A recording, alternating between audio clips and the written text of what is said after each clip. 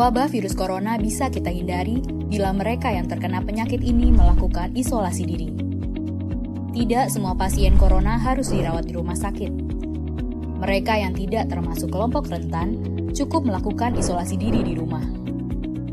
Protokol isolasi diri sendiri dalam penanganan COVID-19. Mengapa orang yang diduga tertular COVID-19 diisolasi setidaknya 14 hari? Gejala COVID-19 biasanya muncul dalam rentang 1-14 hari berupa batuk, demam, atau sesak nafas.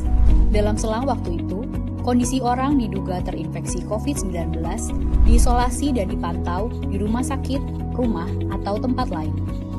Untuk memastikan infeksi, akan dilakukan tes beberapa kali. Apabila Anda bukan kelompok rentan seperti lansia atau memiliki penyakit kronis lain seperti diabetes, jantung, kanker, penyakit paru kronik, AIDS, penyakit autoimun, dan sejenisnya, maka Anda dapat secara sukarela atau berdasarkan rekomendasi petugas kesehatan melakukan isolasi mandiri. Apakah isolasi mandiri itu?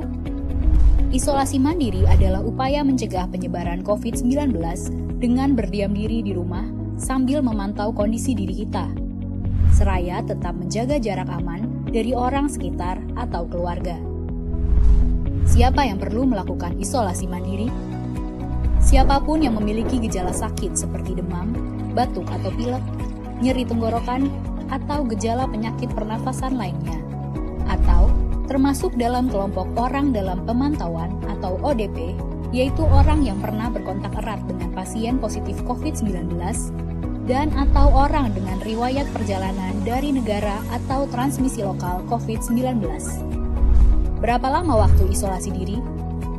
Setidaknya selama 14 hari sampai hasil pemeriksaan sampel di laboratorium diketahui. Apa yang perlu dilakukan saat isolasi mandiri? Tinggal di rumah dan jangan keluar, kecuali untuk mencari pertolongan medis.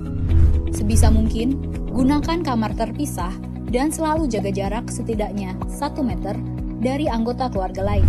Selalu gunakan masker selama masa isolasi diri. Ganti masker secara rutin apabila basah atau kotor. Lakukan pengukuran suhu harian dan observasi gejala seperti batuk atau kesulitan bernafas. Hindari berbagi peralatan makan seperti piring, sendok, garpu, dan gelas, perlengkapan mandi seperti handuk atau sikat gigi, dan juga benda berbahan kain, misalnya pakaian atau selimut.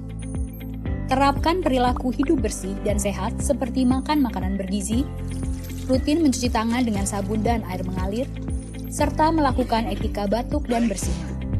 Upayakan berada di ruang terbuka dan berjemur sinar matahari setiap pagi.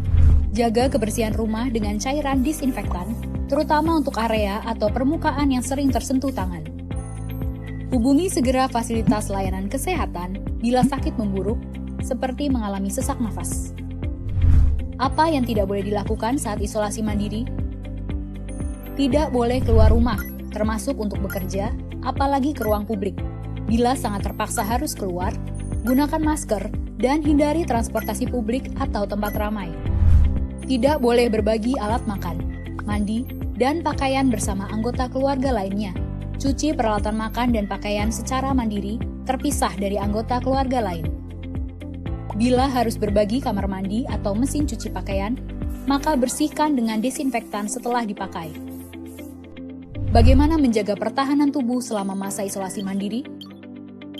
Tetap terapkan pola hidup sehat, antara lain dengan makan makanan bergizi seimbang, perbanyak buah dan sayur, istirahat yang cukup, lakukan olahraga ringan, dan hindari merokok atau minum alkohol. Isolasi mandiri bukanlah sesuatu yang sulit, namun membutuhkan komitmen baik dari diri sendiri maupun keluarga dan orang terdekat. Orang yang menjalani isolasi dapat mengalami kesepian, kekhawatiran, dan ketidaknyamanan saat mengalami gejala sakit.